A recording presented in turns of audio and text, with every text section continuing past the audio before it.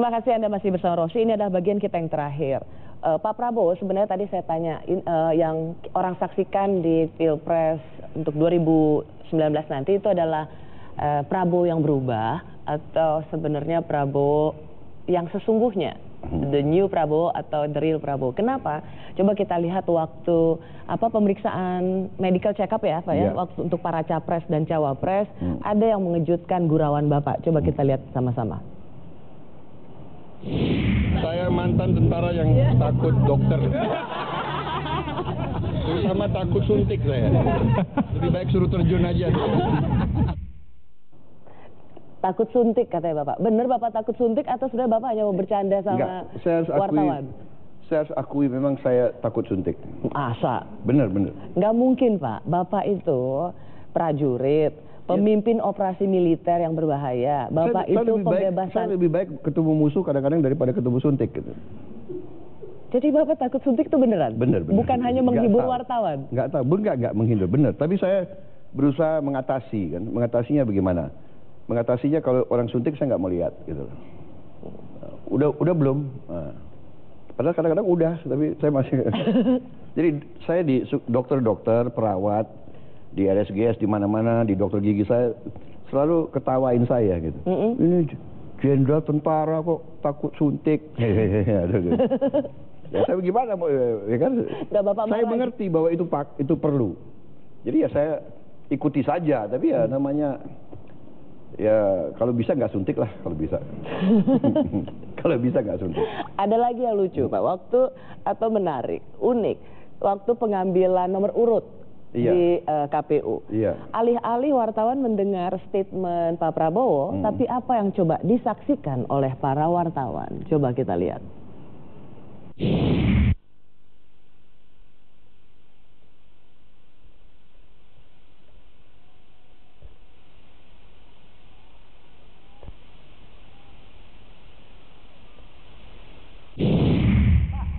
Bapak itu mau seneng joget Pak? Saya kira ya begini ya, mungkin sudah DNA rakyat kita ya, kan rakyat kita itu senang joget. Jadi kalau dengar musik yang bagus ya alamiah begitu. itu.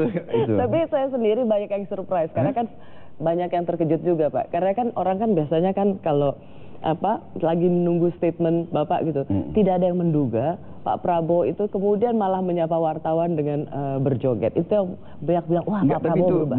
Itu yang nggak kedengeran, musiknya tuh enak banget waktu itu. Emang apa? Ya dan begini, dan mungkin latar belakang ya. Itu latar belakang kalau coba di kampung-kampung. Kalau ada dangdut, ya anak-anak kan semua. Kemudian saya waktu di tentara, ya prajurit kita ini memang senangnya joget. Ya kan? Ya gimana? It's in our blood. Ya kan? Di mana-mana yang saya alami ya. Dan juga ya di keluarga saya, bapak saya, kakek saya kalau gembira, ya mereka kayak begitu, joget. Jadi mungkin saya juga begitu. Kalau ada berita bagus atau ada lagi ya itu. Langsung joget gitu ya? Banyak orang nggak nyangka sih ternyata Pak Prabowo senang joget. Oh, anak buah saya tahu semua Pak. Oh gitu? Iya. Jadi kalau ada kabar gembira. Jadi gini, Gerindra itu kita kan mengatakan partai Gerindra adalah partai kebangsaan, ya kan? Dalam bahasa Inggris nationalist party. Habis itu orang bilang partai Gerindra ya dalam bahasa Inggris is a nationalist party which is very serious about partying. Jadi Gerindra ini senang pesta. Tapi karena suasana sedang bencana, lagi banyak bencana, ya kita prihatin sekarang, kita kurangi. Biasanya tiap bulan itu pasti kita pesta. Dan kalau pesta ya pasti ada joget, poco-poco, ya kan? Ini pengaruh dari mungkin dari Indonesia Timur kali ya. Iya. Ya kan? Makanya tapi kan poco-poco sudah populer di mana-mana sekarang. Ya makanya kan? Waktu orang banyak lihat Pak Prabowo joget, saya rasa wah ini kayaknya karena ada unsur Menadonya juga ya Pak. Ya mungkin. Ya memang itu. Saya akui karena memang orang Indonesia Timur genetikanya memang ya riang. Senang pesta gitu. Senang saya juga dulu punya komandan-komandan yang banyak berpengaruh kepada saya. Komandan-komandan saya selalu mengatakan ciri khas orang yang berani itu gembira. Gak ada orang berani yang sedih, ya kan? Kalau sedih biasanya ya di kamar aja sedih sendiri. Ya kalau orang berani itu biasanya gembira. Ciri khas orang berani itu gembira karena dia berpikir positif, dia ingin berbuat yang baik. Jadi itu menjadi ya suasana sekitar saya begitu. Saya senang yang apa ya, yang semangat, yang gegap gempita, yang gembira gitu, ya kan. Jadi Bapak disuruh. Dari ini pengaruh dari dulu ya. Disuruh nari oke, disuruh orasi juga oke ya Pak ya. Sama-sama all out. Iya, jadi begini orasi ya orasi. Saya kan dulu di tentara. Kalau guru atau pelatih bicaranya pelan, normatif, itu tidur semua. Jadi kita kasihan dong sama audience, ya kan? Benar itu. Jadi apalagi saya di politik. Bayangkan rakyat yang ingin dengar saya, kadang-kadang mereka dari kampungnya itu bisa 13-14 jam loh, Mbak Rosi. Ini benar, saya di Medan pernah. Oh kalau di Medan Bapak kencang teriak keras-keras nggak apa-apa Pak? Saya di Medan, saya bicara sama audiens kader-kader Gerindra, saya tanya, saudara-saudara yang datang ke sini lebih dari 3 jam, berapa orang? Banyak sekali. Yang lebih dari 5 jam, masih banyak. Yang lebih dari 7 jam, yang 13 jam ke atas, ada. Dari Pulau Nias. Ya, jauh sekali. Nyebrang ke Sibolga, nyebrang. Bayangkan dia 13 jam datang untuk dengar saya pidato 1 jam. Bisa bayangkan nggak? Saya terharu waktu saya nggak bisa nahan air mata saya. Orang ini bukan orang kaya. Katanya ada 5-6 kader urunan uang untuk ngirim 1 kader dengarkan Prabowo bicara. 13 jam untuk dengar saya bicara 1 jam. Bayangkan pengorbanan dia. Habis itu saya datang, saya bicara normatif. Saya bicara dengan pelan-pelan, ya, saudara-saudara sekalian, ya kan, kalian harus semangat, kalian harus berjuang untuk partai kita, untuk negara, jelas, terima kasih. Itu kan tidak adil. Jadi ya pemimpin harus juga melayani, jadi saya harus semangat. Kalau saya semangat, mungkin mereka juga akan semangat, kan begitu. Ada juga ajaran, saya di bekas tentara, jadi banyak yang saya dapat yang baik dari tentara. Ada ajaran di tentara, 1000 harimau dipimpin kambing, harimaunya akan mbek semua. Tapi 1000 kambing dipimpin harimau, dia akan mengaum. Kambing-kambing itu akan ngaum semua. Jadi apa? Ya itu yang saya maksud ya Mbak Rosi. Kalau kita memimpin massa, kita ya harus menghibur. Semangat. Tapi saya mengerti, ini elit di Indonesia ini nakal-nakal. Jadi dia ambil berapa detik pidato saya yang keras. Wah Prabowo ini radikal, kan gitu kan? Prabowo ini emosional, pemarah. Gitu. Pemarah. Ya gimana? Ada 20.000 orang datang di satu lapangan, panas-panas. Kemudian saya harus bicara bagaimana? Saudara-saudara sekalian, terima kasih dukungan kalian, bla bla bla bla bla bla.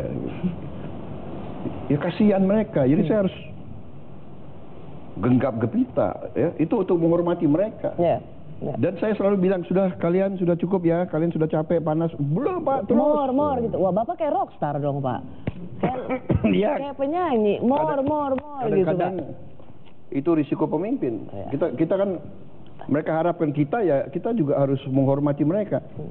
Kadang-kadang ya agak capek ya, umpamanya mereka mau kasih tangan. Anda tahu ya, di desa-desa itu kan, ibu-ibunya tangannya aja keras banget. Bapak sendiri hampir merasa bahwa itu kencangan. Ibu-ibu ini keras banget. Apalagi bapak-bapaknya yang mungkin petani, mungkin nggak mau lepas lagi.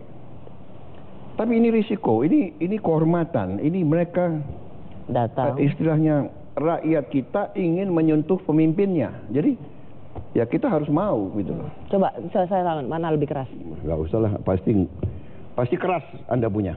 Coba Pak, sama nggak? Kerasan mana? Nggak ada apa-apanya? Nggak ada apa-apa sama orang Tegal. Oh iya. Ya, ya. Pak, saya mau mengajukan pertanyaan cepat buat Bapak. Ya, harus milih loh Pak. Ya. Ya, nggak boleh nggak milih loh Pak. Jadi capres atau Gerindra menang pemilu? Dua-dua. Nggak bisa. Oh, nggak bisa? Nggak bisa, pilih salah satu. Jadi capres atau Gerindra menang pemilu? Dua-dua.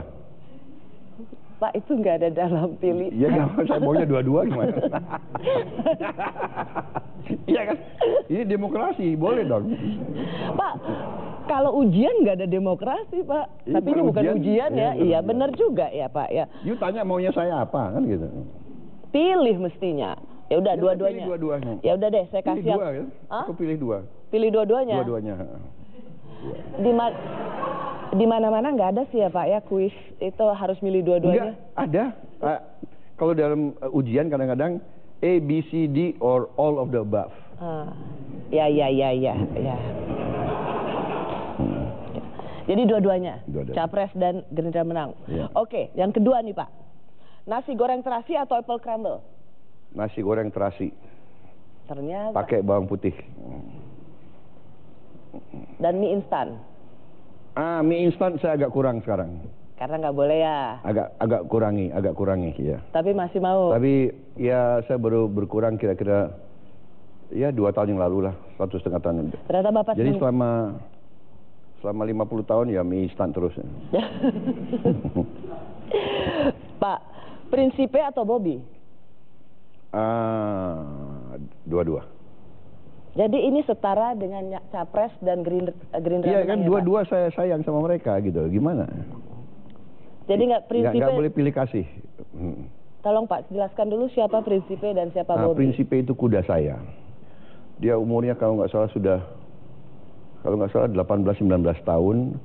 Saya sudah punya dia sekitar 14 tahun gitu. Jadi ya kuda ini sangat setia sama saya, dia kenal saya, dengar suara saya, dia lari.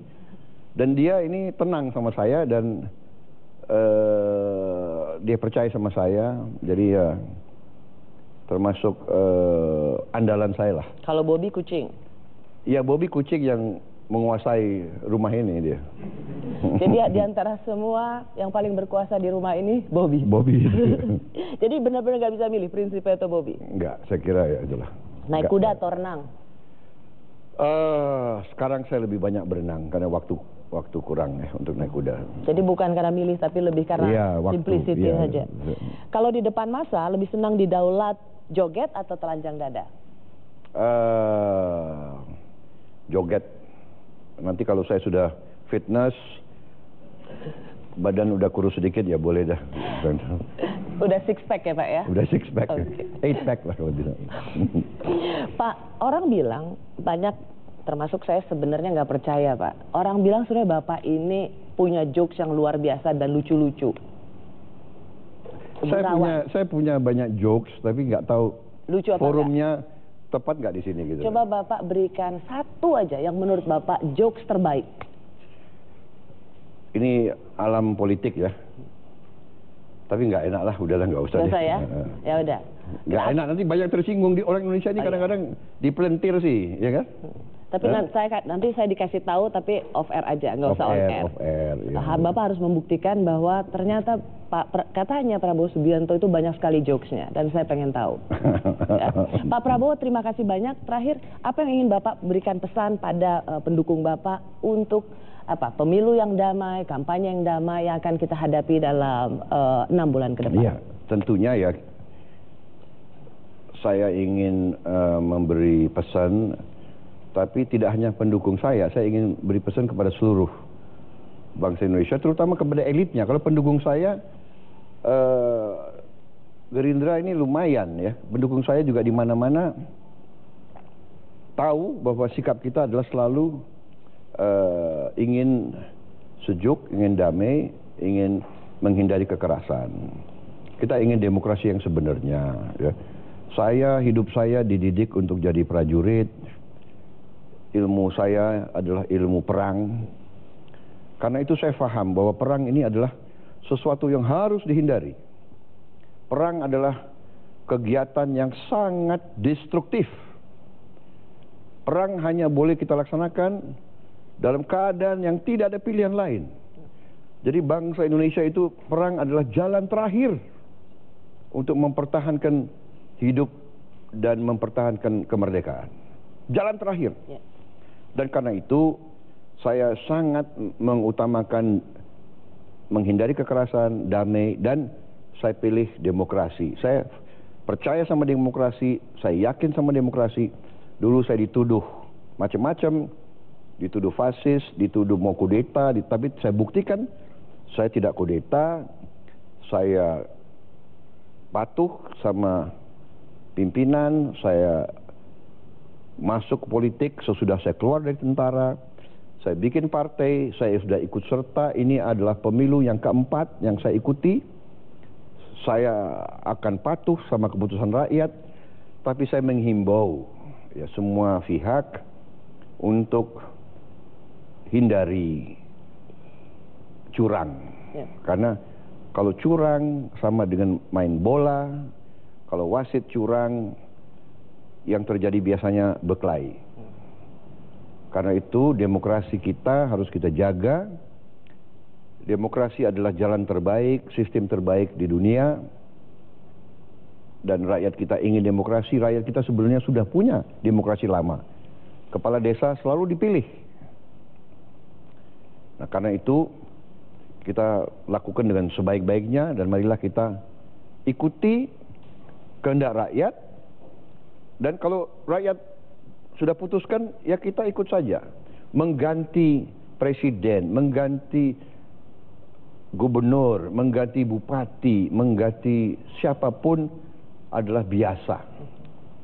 Sama dengan mengganti kapten pilot, mengganti nahkoda, mengganti pengemudi, biasa. Harus kita terima dengan sebaik-baiknya. Saya kira itu pesan saya. Baik, terima kasih Pak Prabowo, terima kasih banyak di tengah kesibukan Bapak tetap menerima kami. Saya sangat menghargainya, really appreciate it Bapak. Terima kasih banyak. Sampai di sini Rosi. Terima kasih. Kita akan berjumpa kembali pekan depan. Selamat malam dan sampai jumpa. Terima kasih.